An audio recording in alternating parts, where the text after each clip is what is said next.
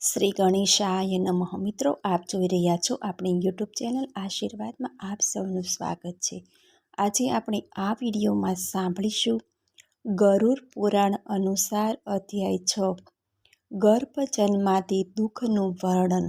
તેમાં માતાના ઉદરમાં કર્મને આધીન જીવ નરકના દુઃખો ભોગવીને કેવી રીતે ઉત્પન્ન થાય અને ગર્ભાદિનું દુઃખ કેવી રીતે ભોગવે તેના વિશે આજે આપણે આ વિડીયોમાં સાંભળીશું. જો આપને મારો વિડીયો પસંદ આવે તો લાઈક કરજો, શેર કરજો અને પહેલીવાર જો આ વિડીયો આ ચેનલમાં જોઈ રહ્યા હોય તો સબસ્ક્રાઈબ કરજો, જેથી મારા નવા વિડીયોની માહિતી તુરંત આપ સુધી પહોંચે. ગરુડજીએ પૂછ્યું કે હે ભગવાન શ્રી હરિ, કર્મને આધીન જીવ નરકના દુઃખો ભોગવીને આવ્યા પછી ફરીથી માતાના ઉદરમાં કેવી રીતે ઉત્પન્ન થાય અને ગર્ભનું દુઃખ કેવી રીતે ભોગવે તે મને આપ વિસ્તારથી સમજાવવાની કૃપા કરો. ભગવાન શ્રી હરિ બોલ્યા કે હે ગરુડજી, માતાના ઉદરમાં દેહનો થતો ક્રમિક વિકાસ, જીવે સહેવા પડતા દુઃખો મિશ્રા થઈને જે રીતે જીવનો દેહ ઉત્પન્ન થાય તે સઘળું હું તમને વિસ્તારથી સમજવા પામું છું, સમજાવું છું તે તમે સમજો. રજો દર્શન થાય ત્યારે ઇન્દ્રની બ્રહ્મ હત્યાના પાપથી પહેલાં 3 દિવસે પાપીઓનો દેહ ઉત્પન્ન થાય. ઇન્દ્રે બ્રહ્મ હત્યા કરી એ હત્યાના પાપને વહેંચી નાખી ત્યાગી દીધું છે. આ વહેંચણી આ પ્રમાણે થયેલ છે. રજો દર્શનના પહેલા દિવસે સ્ત્રીને ચાંડાલીની ભંગ્યણી, બીજા દિવસે બ્રહ્મધાતિની અને ત્રીજા દિવસે ધોબણ જાણવી. ચાંડાલીની અને બ્રહ્મધાતિનીને સ્પર્શનો દોષ લાગે, તેમ છતાં નરકમાંથી આવીને આ લોકમાં જન્મ ધારણ કરનાર પાતકીઓ આ 3 દિવસમાં માના ઉદરમાં ગર્ભરૂપે સ્થાપિત થાય છે. ઈશ્વર કૃપાથી પોતાના કર્મોને આધીન દેહ સર્જન માટે પુરુષના વીર્ય બિંદુના આધારે જીવ સ્ત્રીના ઉદરમાં દાખલ થાય છે. એક રાત્રિ બાદ સ્ત્રીનું અને પુરુષનું વીર્ય પરસ્પર મિશ્ર થાય. 5 રાત્રિ બાદ તેનો આકાર વર્તુળ રૂપે થાય.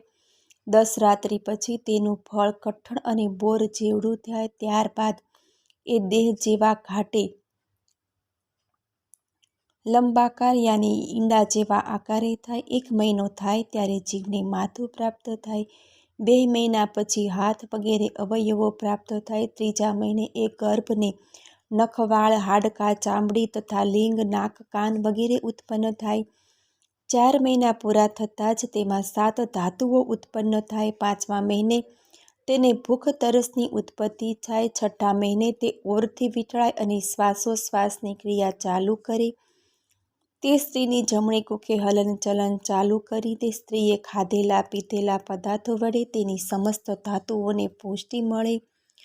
તે ગર્ભ સ્ત્રીઓના ઉદરમાં જ્યાં વિષ્ટા અને મૂત્ર હોય તેવા નિંદિત સ્થાને રહે, જ્યાં વાસ માનનારા અનેક જાતના કૃમિઓ ભૂખથી પીડાઈને એ કોમળ ગર્ભને પળે પળે ઝટકા ભર્યા કરે. તેથી ગર્ભને અનેક યાતનાઓ સહેવી પડે. આથી તે મૂર્છિત થઈ જાય છે. ગર્ભવતી સ્ત્રીએ કડવા, ઊના કે તીખા, ખાટા, ખારા આદિ જે પદાર્થો ખાધા હોય તેનો રસ એક ગર્ભના કોમળ શરીરને સ્પર્શે ત્યારે તેને અતિશય પીડા થાય.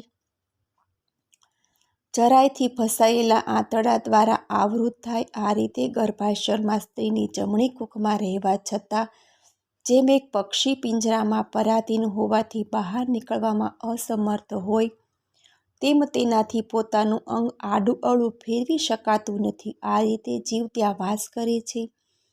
ત્યાં જ તેને દેવયોગે પૂર્વના પોતાના 100 જન્મોના કર્મોનું સ્મરણ થાય ત્યારે ત્યાં નિશાસો નાખતો પડ્યો રહે છે. ત્યાં જીવને કોઈ પણ જાતનું સુખ નસીબમાં હોતું નથી.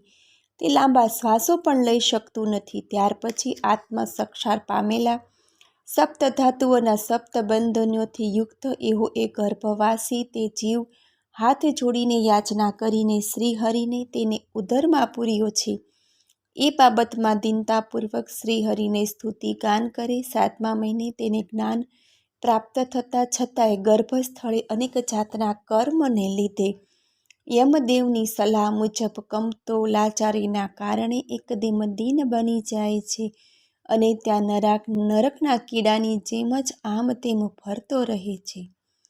જીવ ભગવાન શ્રી હરિની સ્તુતિ કરતો રહે છે કે હે હરિ, હે વિષ્ણુ, હું તમારા શરણે છું, કેમ કે આપ સમસ્ત જગતના આધાર છો અને સમસ્ત પાપોના નાશ કરનારા છો. આપને શરણે આવનારા પર આપ દયા દાખવો છો. તો હે નારાયણ, આપની માયાથી મોહ પામીને હું દેહ, સ્ત્રી, પુત્ર આદિના અહંકારે તથા મમતાથી આ સંસારમાં ફરી પ્રવેશ્યો છું.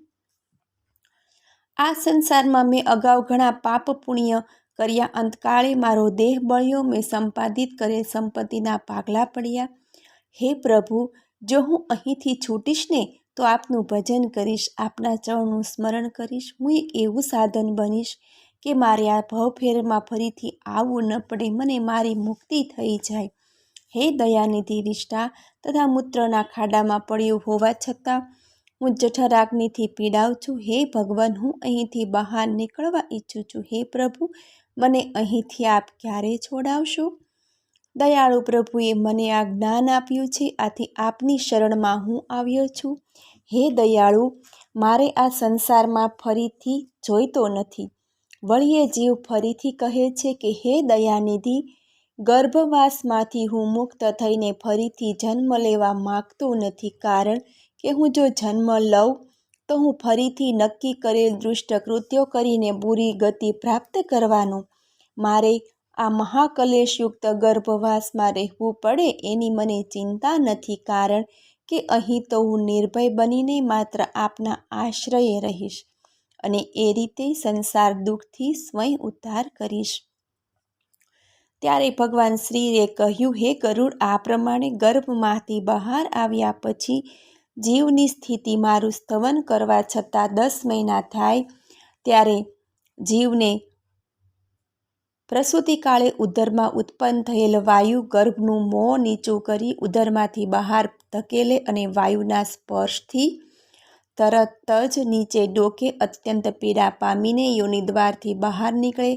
જ્યારે ગર્ભમાં હતો ત્યારે ઉત્પન્ન થયેલ જ્ઞાન અને વૈરાગ્ય બહાર આવતા જ નાશ પામે. આમ જીવ આ લોકમાં જન્મીને નરક તેમજ મળમૂત્રની પથારીમાં નરકના કીડાની જેમ રહીને ગર્ભાવસ્થામાં પ્રાપ્ત થયેલ આત્મ સાક્ષાત્કાર રૂપી જ્ઞાનનો નાશ થવાથી વિપરીત થયેલું જાણીને તે રડવા લાગે છે. હે ગરુડ, ગર્ભ, સ્મશાન, વ્યાધિગ્રસ્ત તેમજ પુરાણનું વાંચન થાય ત્યારે મનુષ્યમાં વૈરાગ્ય ઉત્પન્ન થાય. જો એ વૈરાગ્યમાં કાયમ જો રચ્યો પચ્યો રહે ને તો તેના માટે માયાના બંધનમાંથી છૂટવું અત્યંત સહેલું છે. કર્મના ફળ ભોગવ્યા પછી ગર્ભમાંથી મુક્ત થતી વખતે ભગવાનની માયાથી તે મોહ પામે છે.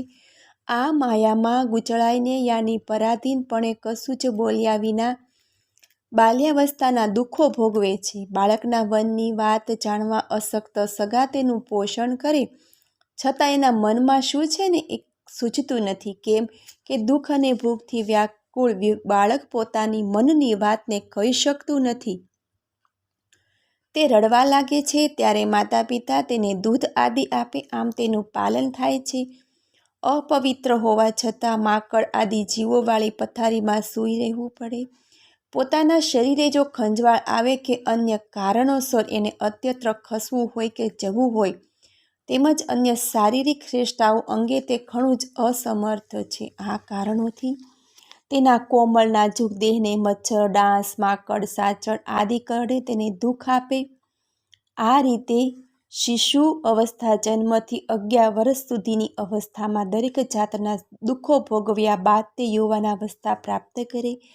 આ અવસ્થામાં અનાયાસીપણે તે ધન સંપાદિત કરે. આ અવસ્થામાં દુર્વ્યસનમાં આસક્ત થઈને તે નીચની સંગતિ કરે તથા વિષયોમાં પ્રીતિ ધરાવવાના કારણે શાસ્ત્રો તેમજ સંત સમાગમનો દ્વેષી બની જાય. આ સગળી ભગવાનની જ માયા છે.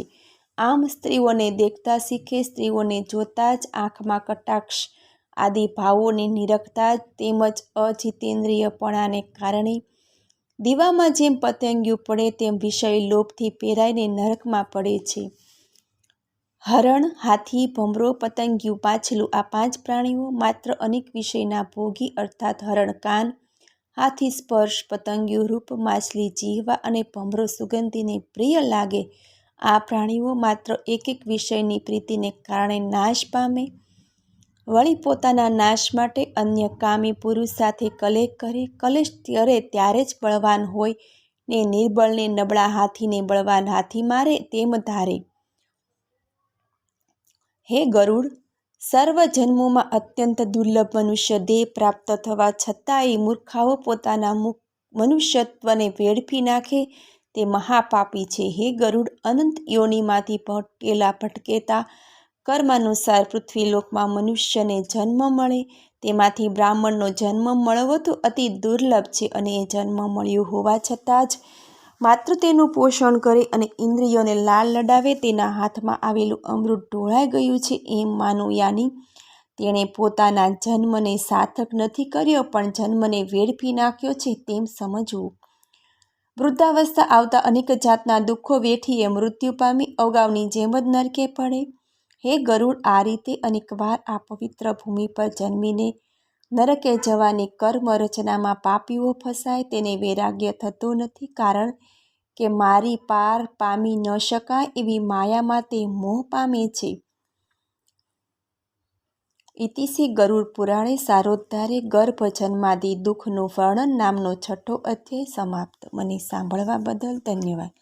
જો આપને મારો વિડીયો પસંદ આવે તો લાઈક કરજો, શેર કરજો અને પહેલીવાર જો આ વિડીયો આ ચેનલમાં જોઈ રહ્યા હોય તો સબસ્ક્રાઈબ કરજો, જેથી મારા નવા વિડીયોની માહિતી તુરંત આપ સુધી પહોંચે. ધન્યવાદ. જય શ્રી કૃષ્ણ.